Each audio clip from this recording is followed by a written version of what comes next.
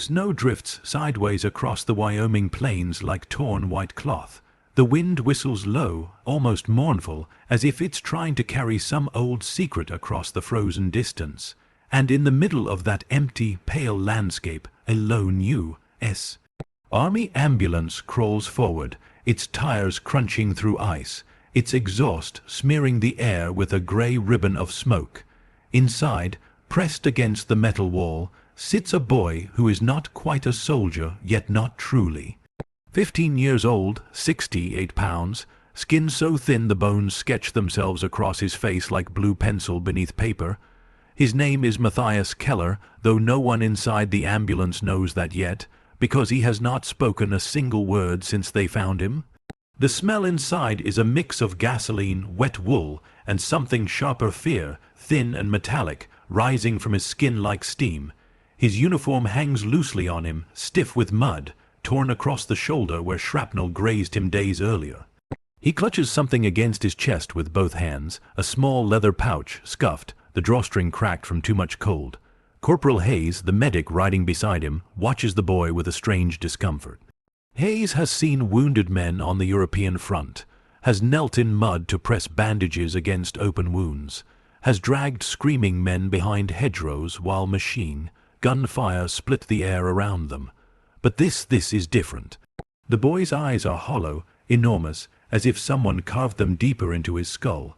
Every few breaths, he shivers not from the cold, though the ambulance is freezing, but from something inside him that won't let him rest.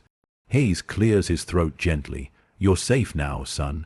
The boy doesn't respond, but his fingers tighten around the leather pouch, so tight his knuckles go white. Outside, the sky has turned a soft violet, early dusk settling across the plains. The Camp Sheridan, a U.S. prisoner of war facility, waits beyond the ridge. Smoke rises from its chimneys, straight columns disappearing into the sky.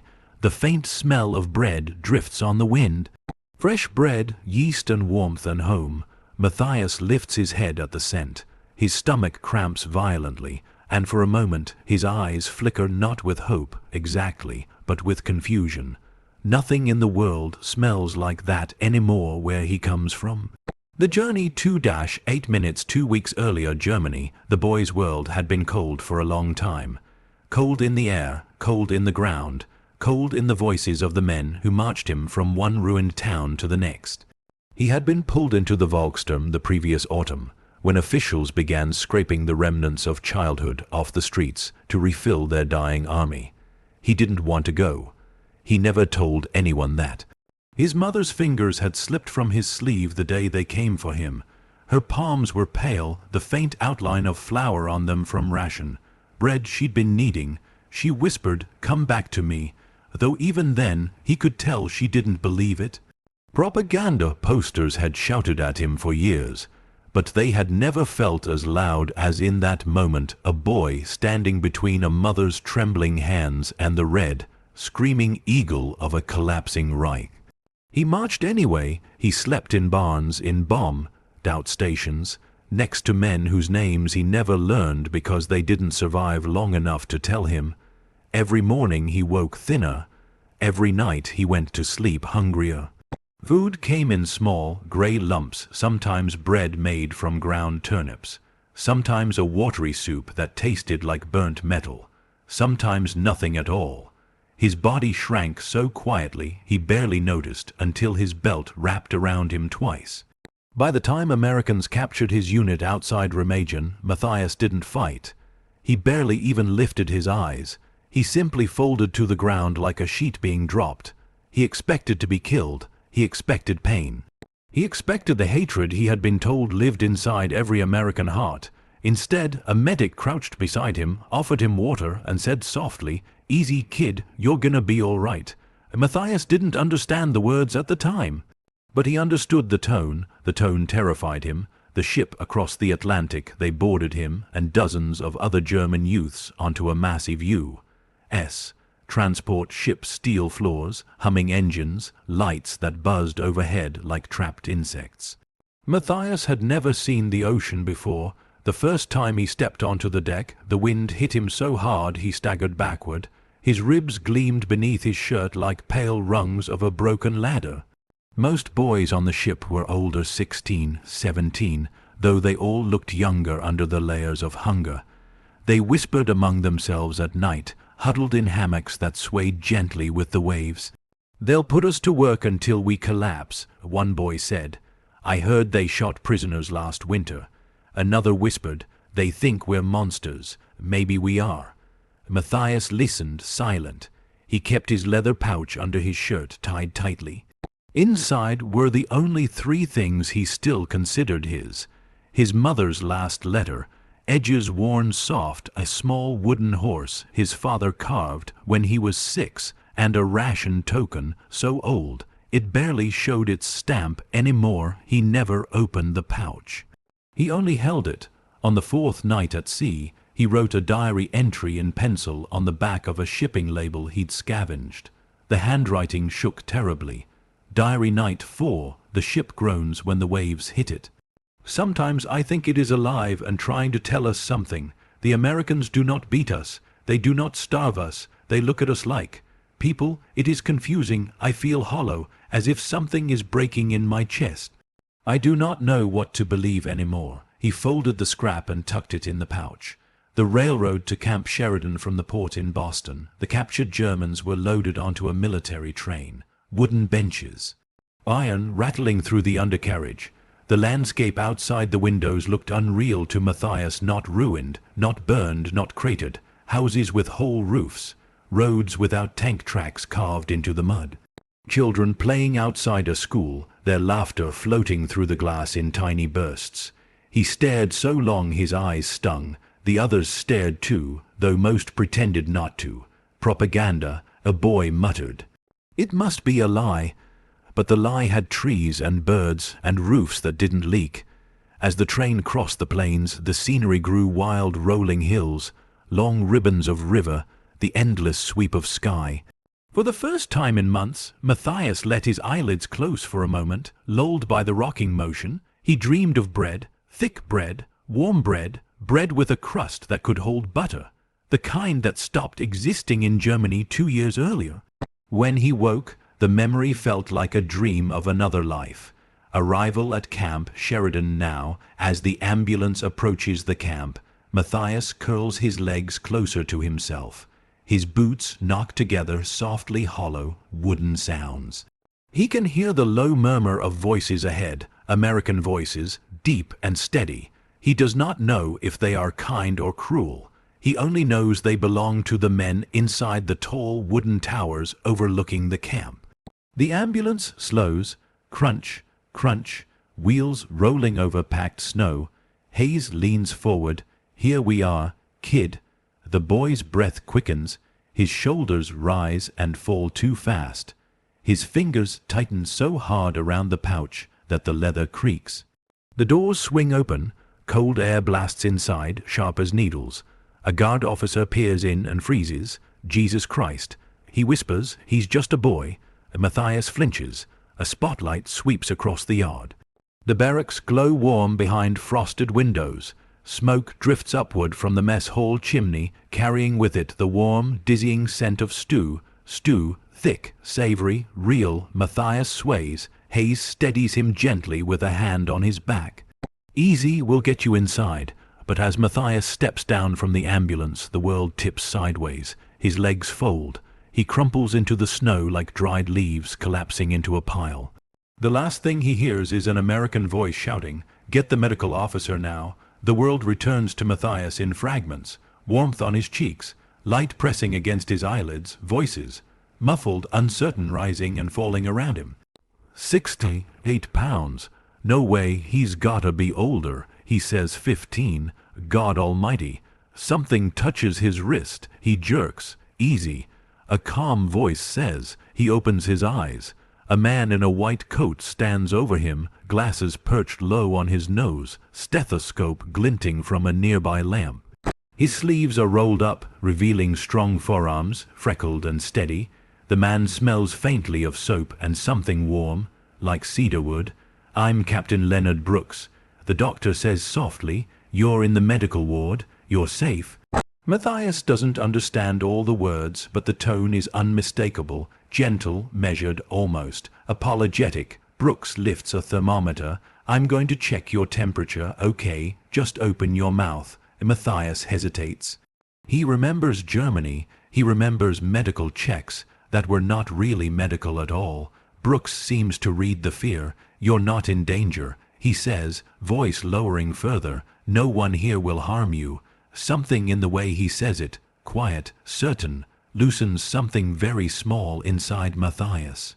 His lips part. The thermometer slips under his tongue. Brooks turns to the medic beside him. Start a chart. Height, weight, age, vitals. Get blankets, several, and warm water. The medic, a young man with sandy hair, nods quickly. Yes, sir. Brooks lifts Matthias's arm. The boy's forearm is so thin it could be encircled with 2 fingers. His skin is almost translucent, blue veins like delicate wires beneath the surface. Brooks murmurs. Severe protein malnutrition, dehydration, anemic, almost certainly. He checks the boy's ribs. They protrude like a wire cage. When Brooks's hand brushes a bruise beneath Matthias's ribs, the boy flinches so hard the blankets tremble. I'm sorry, Brooks says immediately. I know it hurts. Matthias whispers, barely audible. Ich bin nicht schuldig. Brooks's brow furrows. What did he say? The medic asks. I'm not sure. Brooks replies. But he's terrified. The medic swallows. Sir, his spine, you can see every vertebra. Brooks nods grimly. I know. The exam, the doctor works slowly, carefully. He orders someone to bring broth. Someone else fetches clean clothes. Matthias watches the room with wide, stunned eyes, taking in every detail.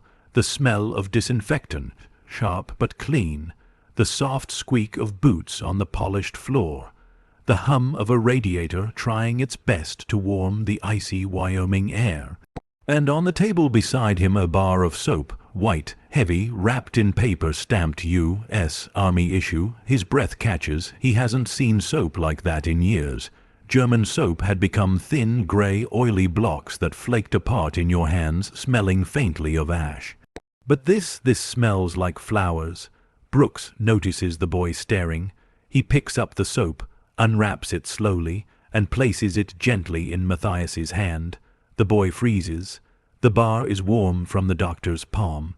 Smooth, clean, a color so bright it almost hurts his eyes. He turns it over once, twice. His fingers tremble violently. It's yours, Brooks says. Matthias doesn't move. He just stares. Brooks leans closer. You can keep it. Tears slip down Matthias's cheeks before he even realizes he's crying. The doctor doesn't comment. He simply sets a hand on the boy's shoulder, light, reassuring, and continues the exam. The moment the doctor realizes Brooks lifts Matthias's shirt to check his abdomen. The skin is stretched so thin it seems impossible it could hold anything beneath it. His hip bones jut sharply, like handles beneath the skin. His back shows deep hollows where muscle should exist. Brooks whispers under his breath, voice breaking, "Dear God." The medic steps closer. Sir, Brooks swallows hard before answering. This boy wasn't starving, he says. He was. Disappearing. For a moment, the room is utterly silent. Even the wind outside seems to pause. The medic exhales shakily. How does someone get like this? Brooks shakes his head. Months without proper food, maybe years. Stress, trauma, cold. The body starts digesting itself. Matthias watches their faces. They aren't angry. They aren't disgusted. They aren't hateful. They are horrified. Horrified for him. It makes no sense. Everything he had been taught collapses in that single moment like a rotten beam giving way. The first symbolic discovery, food and shock. A nurse arrives. A woman with kind eyes and auburn hair tucked neatly beneath her cap. She carries a bowl. Steam curls into the air as she approaches. Matthias smells it before she even reaches the bed. Chicken broth, real broth, thick, golden, warm, not the grey water he drank in Germany, not the sour soup made from bones boiled twice until nothing remained. This is rich, savory, alive. The scent hits him like a blow. His stomach twists so sharply he doubles forward, groaning softly. The nurse sets the bowl down and kneels beside him. Her voice is gentle, not too fast. She warns, "Slow sips, sweetheart, sweetheart." No one has called him anything soft in years. She lifts a spoon, brings it to his lips. He hesitates, shaking violently. "You're safe." She whispers. He opens his mouth. The broth touches his tongue. And the world tilts. Warmth spreads across his mouth, down his throat, flooding his chest like fire melting through ice. He breathes out a broken sound, almost a sob, and the nurse steadies his shoulder, as if she knew this was coming. "Slow," she murmurs again, guiding the spoon. He obeys, barely. His body wants to devour the entire bowl in one desperate gulp, but she feeds him at a controlled pace until the bowl is nearly empty. When she pulls the last spoonful away, he panics. His hands grip the blanket. His breath quickens. He thinks she is going to take the bowl forever, that this was a cruel joke, that he will return to starving, but she touches his cheek softly. "There's more later," she says. "You'll eat again." He blinks at her, confused. "Later," she repeats, "and tomorrow, and the next day." He doesn't understand. Food. Every day, food. Without begging, without trading, without stealing. Without fear, impossible. The first night they place him in a clean bed. White sheets, soft pillow, a wool blanket that smells faintly of lavender soap. He sinks into it like his body has forgotten what comfort feels like.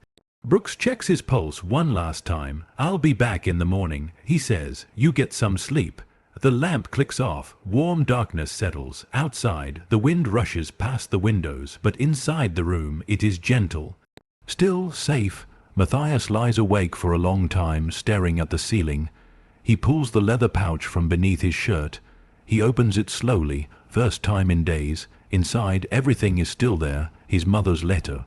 The wooden horse, the ration token. He touches each piece with reverence. Then, he does something he hasn't allowed himself to do since the winter of 1943. He whispers, "Mutti, ich lieb noch, Mother." "I am still alive." His voice trembles, not with fear, with disbelief. Diary entry: first night in America. He pulls out a pencil stub they gave him and writes on the back of a medical form, "Brooks left behind." Diary: Camp Sheridan. First night. The bed is soft. I had soup, real soup. My hands are warm for the first time in months. The doctor looked at me like I mattered. I do not understand why. I do not know what to believe. Everything I was told feels wrong. I am afraid of this kindness. It hurts more than hatred. He stops writing. His stomach growls quietly, a full stomach, a strange foreign sound. He closes his eyes and listens. Snow tapping softly on the window. Somewhere down the hall, someone humming. A nurse's shoes clicking faintly on the floor. And beneath all of it, a warmth in his chest he cannot name. The morning arrives in a slow bloom of pale gold across the infirmary walls. Matthias wakes with a start, unsure for a moment where he is. The sheets are warm around him, soft against his skin. For a panicked heartbeat, he thinks he must have stolen them, because nothing this comfortable is ever freely given. But then the nurse from the night before walks by and gives him a gentle smile. "Good morning," she says. "You slept almost 12 hours. 12 hours." Back in Germany, he slept in jagged pieces.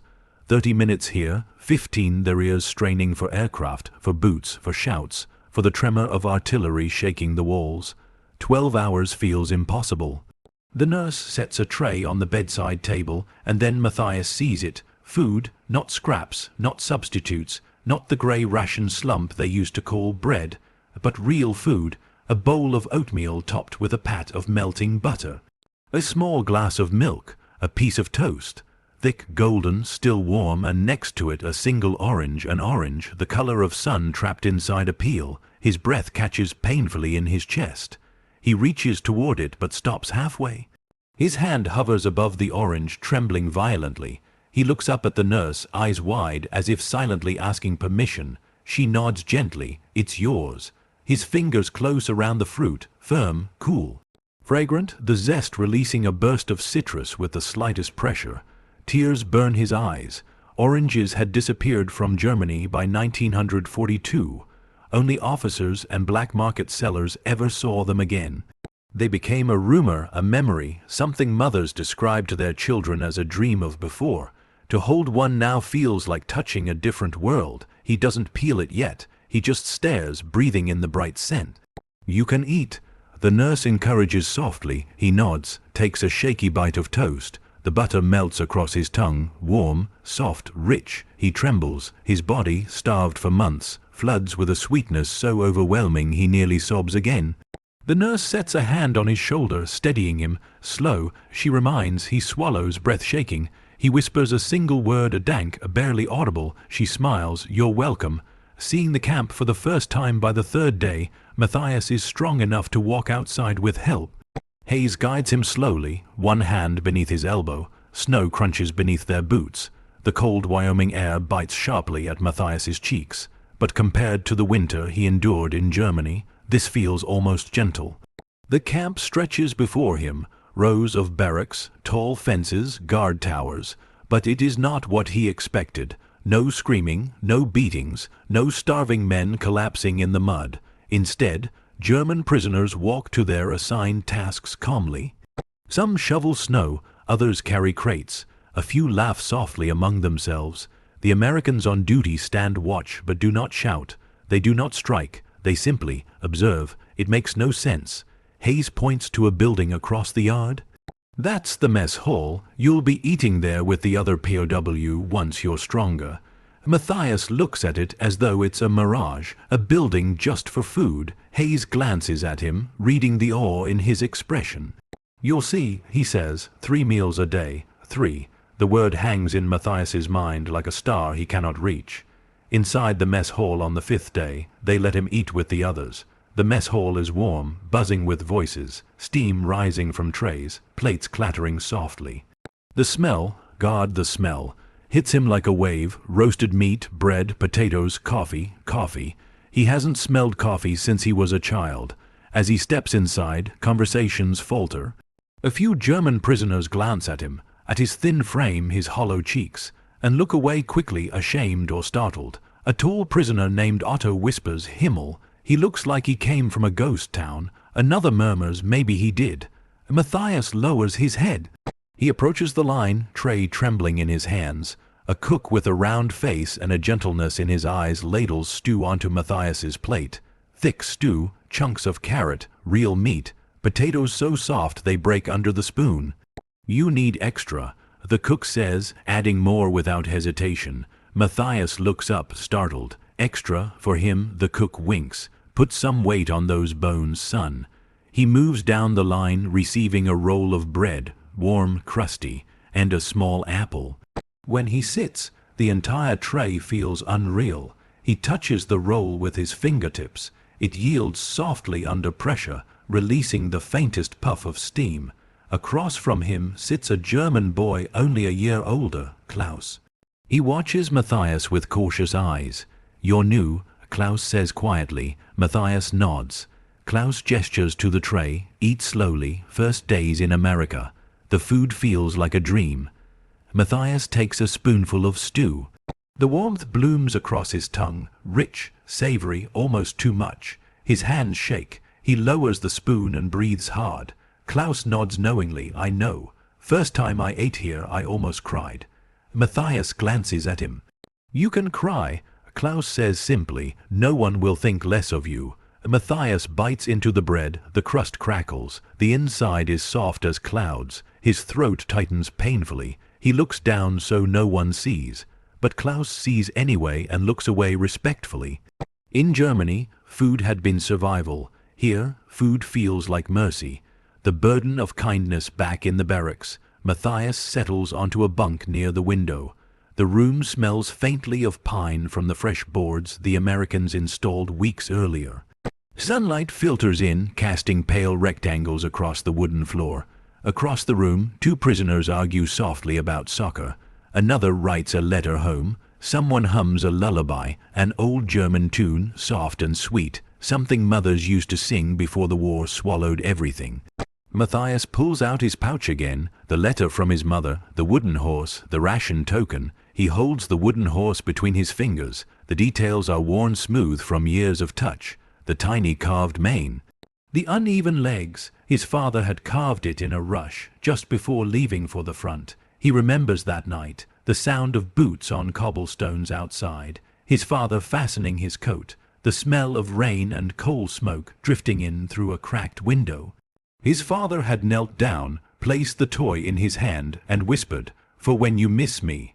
Matthias swallows hard. He presses the horse to his chest. Letters from home on the 7th day. An American sergeant walks into the barracks with a stack of envelopes. Mail call. The room stirs with quiet excitement. Klaus receives one and smiles faintly. Another boy gets two. A few get none. The sergeant pauses beside Matthias. Matthias Keller. Matthias's heart leaps painfully. The sergeant hands him a single envelope. He stares at it. The handwriting, slanted, soft, familiar. His mother. His fingers tremble as he opens it. "My beloved Matthias, if this letter finds you, then God has listened after all. The city is in ruins, food is scarce, but I am alive, your sister is alive. Every night I pray you are alive too. If you are captured, do not be afraid. I heard they treat prisoners well in America, better than we treat each other now. Eat, my boy, grow strong, come home when you can." Mutty, a single tear falls onto the page. He reads the letter twice, 3 times, then he folds it carefully, reverently, and slips it into his pouch. He feels the world shift inside him, like a door opening, like a truth he had been avoiding finally settling into place. His mother hoped he would be captured, hoped he would be safe with Americans, hoped he would eat. The propaganda he had memorized since childhood starts to crumble, quietly, like old plaster falling from a wall. A walk near the fence later that afternoon. Matthias walks along the inner fence. Snow crunches underfoot. In the distance, he sees American guards standing in their towers, breath fogging in the cold. One of them, a young guard with dark hair, raises a hand in a small wave, friendly, not mocking, not threatening. Just human. Matthias hesitates. Then, shyly, he lifts his hand and waves back. The guard smiles. Something tightens in Matthias's chest. Something he doesn't have a word for. Something like relief. Something like confusion. Something like guilt. He whispers into the cold air, "Why are they kind?" His breath drifts away like a pale ghost. He hears his father's voice from years ago. "The world is not as simple as they want you to believe." Matthias closes his eyes. The wind brushes his face softly, and he realizes, for the first time since stepping onto American soil, he is not afraid. He is changing, and that terrifies him more than anything else. The column of American soldiers moved slowly through the dripping forest, boots sinking into the thawing mud. The storm had finally broken apart overhead, leaving behind long ribbons of fog drifting between the trees, the kind of quiet that follows heavy rain, a quiet that feels like the world is catching its breath. Anne walked between Collins and Ramirez, her hands unbound now, her steps light but uncertain, like someone learning to walk after a long confinement. Every so often, a branch cracked underfoot or a crow croaked from the treetops, and she flinched. Trauma had settled into her bones like winter frost. Collins pretended not to notice, but he did. He noticed everything. Ramirez leaned toward him. "Kid, you sure you're ready for this?" Collins didn't look at him. "No," Ramirez sighed, "didn't think so." The fog thickened as they reached the edge of the forest, where the land opened onto a large, quiet meadow. The far end of the meadow shimmered with movement American tents. Trucks, a medical station, a field kitchen, the sounds of hammers and voices and life. Anne stopped walking. She stared at the camp, and her breathing quickened. Collins stepped in front of her, gentle, slow. "It's all right. Nobody's gonna hurt you." Her eyes held his, full of questions she couldn't ask and fears she couldn't hide. He extended his hand, for the second time that night. She stared at it. Then she placed her trembling fingers into his palm. And they kept walking. Chapter 15, Questions Without Answers. The Americans halted at the checkpoint. A military police officer walked toward them, a sergeant with a clipboard and a tired face. He looked at Anne, then at Collins. "You the one who brought her in?" Collins nodded. "Name, Anne, German, a nurse." The MP scribbled something down. "You know protocol." He said, "She'll be processed as a medical POW, she..." But he stopped. He noticed the rope burns on her wrists. the dried blood on her neck from the sign she'd been forced to wear, the bruises on her face and arms. His eyes softened. Lord, what happened to her? Collins spoke quietly. She survived. The MP swallowed hard. She'll be placed under protection, not with the regular POW.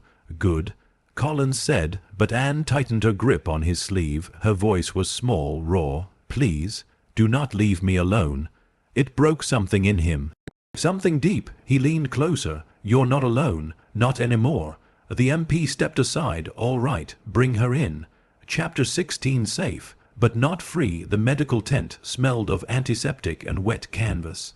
A lantern glowed softly inside, casting flickering shadows across the pale green walls.